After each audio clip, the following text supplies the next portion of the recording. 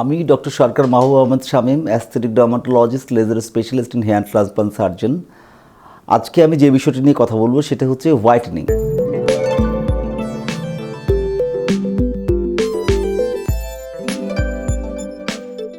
মানুষ সুন্দরের পূজারী, আর এই সৌন্দর্যটা অনেকভাবেই মানুষ এক্সপ্রেস করে, কিন্তু এই আমাদের উপমহাদেশে সৌন্দর্য বলতে অনেকে হোয়াইটেনিংটাকেই বোঝায়।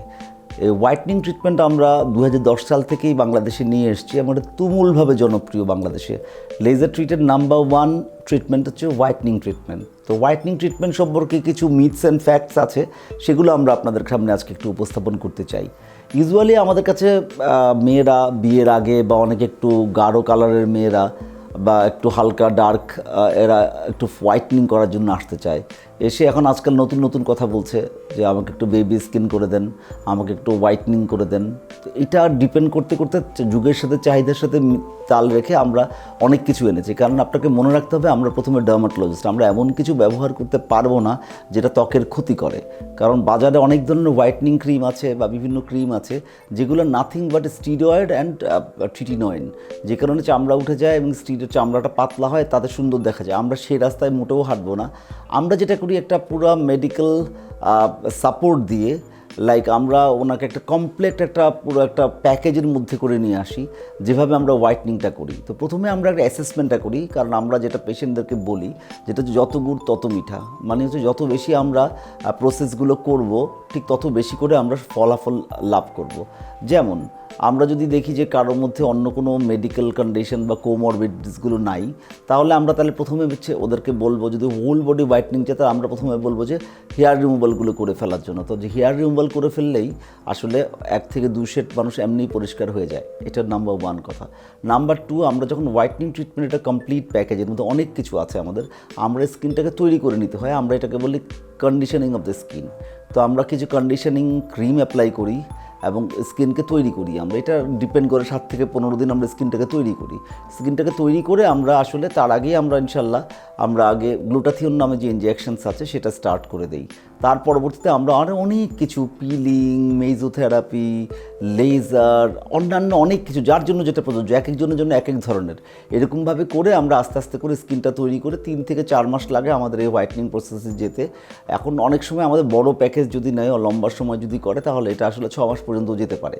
এবং স্কিন কোয়ালিটি ইনিশিয়ালি আমরা তৈরি করে নেই বলে স্কিন কোয়ালিটি একদম স্মুথ থাকে, ভালো থাকে এবং সবার খুব পছন্দ হয় আমাদের যে হোয়াইটনিং ট্রিটমেন্টটা। কিন্তু এর জন্য লাগবে ধৈর্য, এর জন্য লাগবে অনেক ত্যাগ তিতিক্ষা করা লাগবে। বিকজ আমরা যখন স্কিনটা তৈরি করব, তখন স্কিনটাকে আমাদের আলট্রাভায়োলেট থেকে প্রোটেক্ট করার জন্য, বা আমরা যখন কম্পিউটারে কাজ করি বা বিভিন্ন মিডিয়াল লাইট, এগুলো থেকে প্রোটেকশন করার জন্য ভালো পরিমাণে সানব্লক ব্যবহার করতে হবে এবং স্কিনকে একটা পর্যায়ের পর একটা পর্যায়ে তুলে নিতে হবে। এখন আমরা প্রসঙ্গে আসতে হবে, গ্লুটাথিয়নটা কী জিনিস। গ্লুটাথিয়নটা এক ধরনের একটা অ্যান্টিঅক্সিডেন্ট, যেটা আমাদের শরীরের মধ্যেই তৈরি হয়।